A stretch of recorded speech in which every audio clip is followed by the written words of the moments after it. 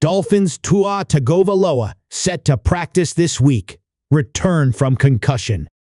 Tagovailoa suffered a concussion in Week 2. The Miami Dolphins are set to get a huge boost on offense this weekend. Their quarterback who makes the whole operation go.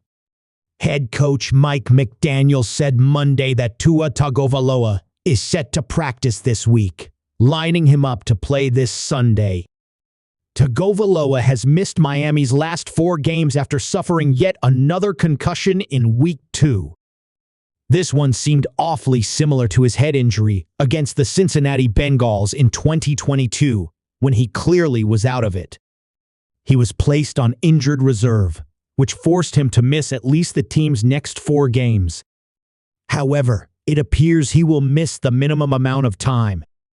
Tagovailoa was tackled by Damar Hamlin of the Buffalo Bills when he suffered the concussion. With Tagovailoa's history of head injuries, the calls were again loud for him to consider retirement. He did consult with experts, but ultimately, it seems like he is choosing to stay on the gridiron.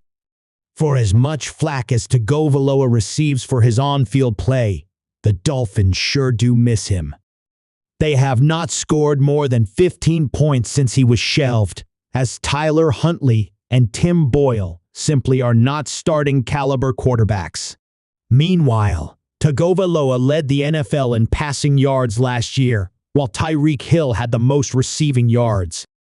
In his QB's absence, Hill has failed to garner 70 receiving yards in a game, and he hasn't scored since Week 1. Tagovailoa parlayed his impressive 2023 season with a $212.4 million contract he signed right before the season started. It was the largest 4-year deal in NFL history. Miami will host the Arizona Cardinals on Sunday at 1 p.m. before traveling to Buffalo to face the team Tagovailoa was injured against.